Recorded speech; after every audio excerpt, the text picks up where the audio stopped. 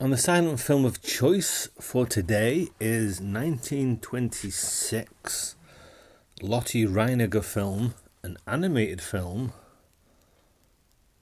called The Adventures of Prince Achmed. And now what this is, it's 67 minutes long.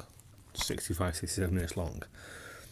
It is an Arabian Nights story, and I think taken from 1001 Nights. But you've got Aladdin, you've got the magic lamp, you've got a genie, you've got a sorcerer, a witch, you've got a caliph, you've got palaces, magic, crazy monsters. And it's as fun as hell, it's entertaining as hell, but the story is kind of secondary to me because it's how this film is made. It's made using shadow puppets.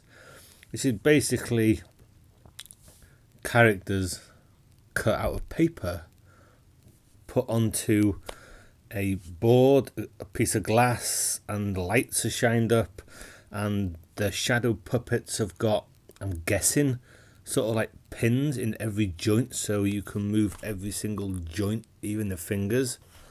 There is an explanation in the booklet as to what the technique actually is, but it's fantastic. Now, this was the first one of this kind of film I'd ever seen. It's not on YouTube, but there are others from her in the same style.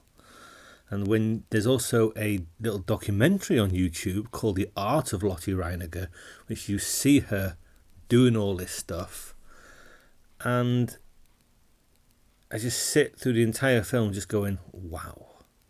Because to have the talent to do this is one thing, and to have the desire to want to do it, then have the patience to carry it through, because this took her 4 years to make. Now, I've heard and read that she did it practically on her own, but then there was other animators who helped her. I don't know which one, but that's a lot of patience needed. Even for something you love, that's a lot of patience needed. And the way they move is just so fluent. There's one scene. There's many scenes. To be fair, there's many scenes that are they're quite wonderful. Especially when a man or a creature will change into another creature. Is just wow. There's one scene in it. You remember Sword in the Stone, Disney's Sword in the Stone, when Merlin and Mim have that duel, and each turn into different creatures. One turns into a crab, into a rhino, into a dragon. And there's something very similar in this film, and it's just wow. It's the story I enjoy. It's fantastic. It's fun. It's fast paced. It's rapid.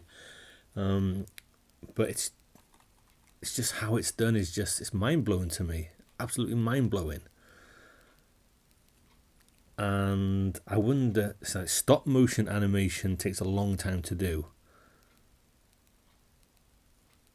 I don't know which one would be more difficult. Stop motion animation and this kind of animation, you don't see much anymore. It's all computers and stuff. But anyway, that's neither here nor there, is it? A great film. I think it's a great film. It's got 3 other films on it.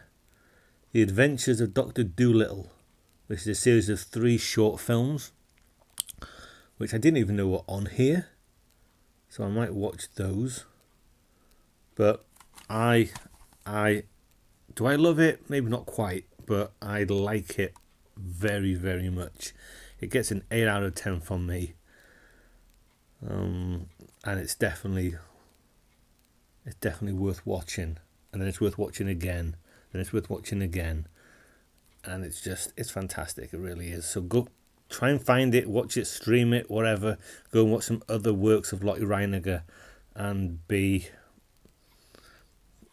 blown away, maybe, because around this time you've got Faust.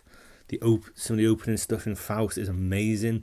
Metropolis, and then Blade Runner, all wow, but for a different reason. I would put this visually up there with them. A lot simpler, but a hell of a hard thing to do, especially when you see her cutting them out and the speed at which she does it, and the precision and the accuracy. It's awesome. Go watch it somehow, somewhere. The Adventures of Prince Ahmed.